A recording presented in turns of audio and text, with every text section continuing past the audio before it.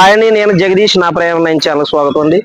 ఈ రోజు మన ప్రయాణంలో భాగంగా సుబ్రహ్మణ్యేశ్వర స్వామి షష్ఠి అనే ఒక తీర్థం అయితే మనకి కడిలి గ్రామం, ఇది మన కోనసీమ జిల్లా అనమాట అండి. అంబేద్కర్ కోనసీమ జిల్లా రోజూరు మండలం కడిలి గ్రామంలో అత్యంత అద్భుతంగా చాలా వైభవంగా అయితే జరుగుతుందండి. ఈ స్వామివారికి ఒక విశిష్టత కూడా ఉంది.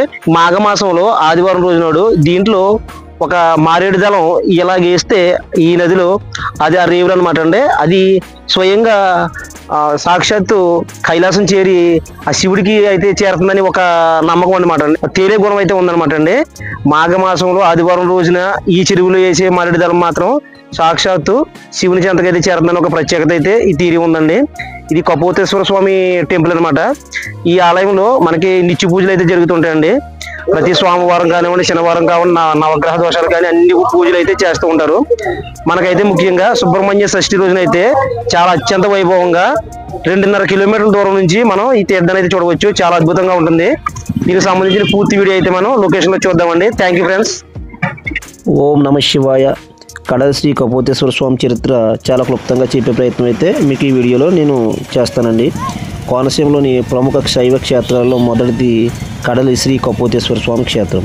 కుజ మరియు రాహుకేత దోషాలను పోగొట్టే మహిమాన్విత క్షేత్రం ఈ క్షేత్రం అనమాట అండి. ఈ క్షేత్ర చరిత్రకు వస్తే పూర్వం అడవిగా ఉన్న కడల ప్రాంతంలో ఒక పావురాల జంట నివసించేదటండి.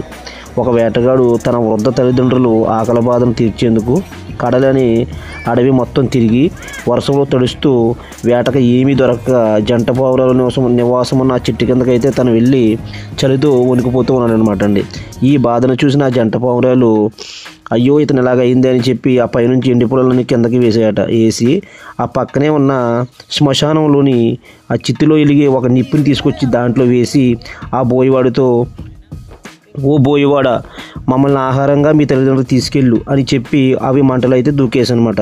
వాటి ఆత్మాహుతిని చూసిన ఈ బోయవాడు కూడా సిగ్గుపడి తను కూడా ఈ మంటల్లో అయితే దూకేయడం జరిగిందనమాట అండి. ఇది చూసిన సాక్షాత్తు శివపరమేశ్వరుడు ప్రత్యక్షమై ఈ జంట పావురాలకి బతికించగా జంట పావురాలు రెండు కూడా ఆ బోయవాడిని బ్రతికించమని కోరుకున్నాయట. అప్పుడు దీనికి ఇది చూసిన ఈ శివపరమేశ్వరుడు కడలి గ్రామంలో శ్రీ కపోతేశ్వర స్వామిగా నా రూపాన్ని మీరు ఐక్యం చేసి ఇక్కడ వర్ధిల్లమని తన వరం అయితే ఇచ్చాడనమాట అండి. ఇదైతే కడలి చరిత్ర.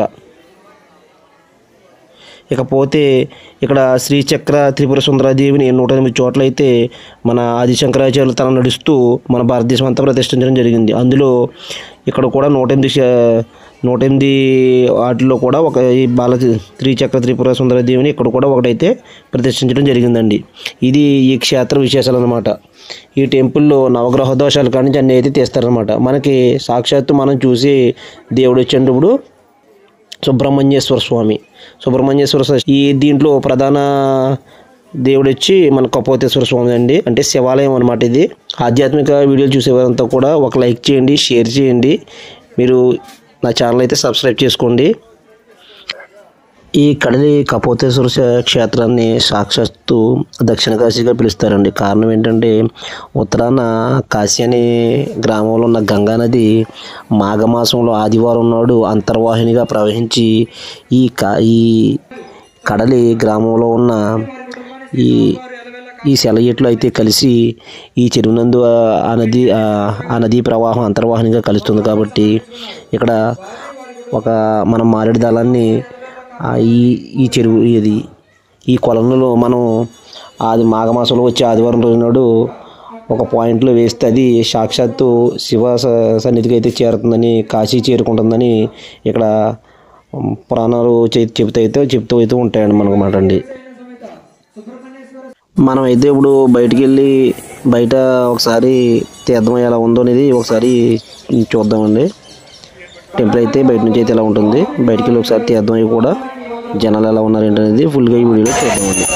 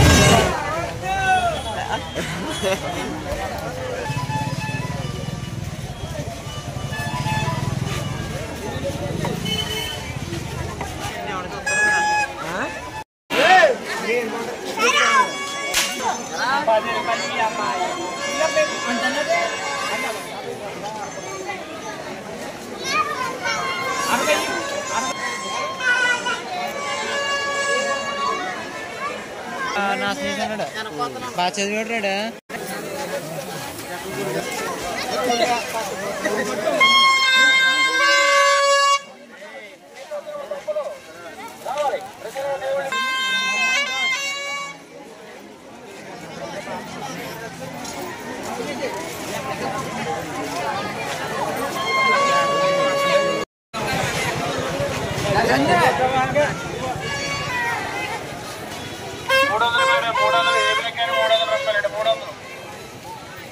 హ్యాండ్ బ్యాగ్ ఏదైనా 300 రూపాయలు.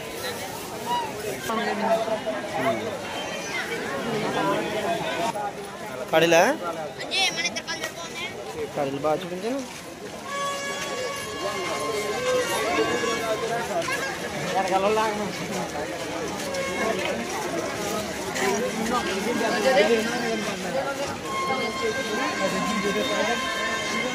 ఎగ్ మంచూరియా కూడా తిన్నా.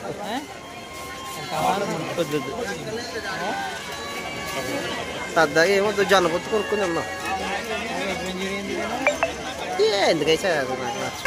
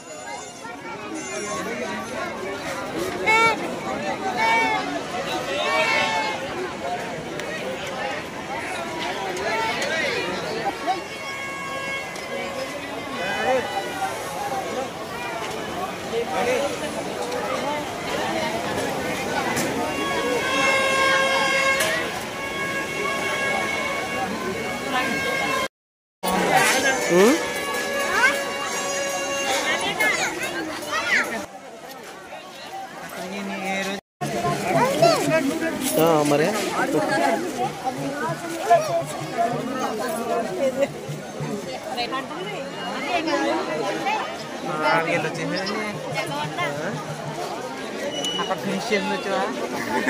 ఎంత పుష్పం కొట్టేలా ఉండాలి మరి తీర్చాను.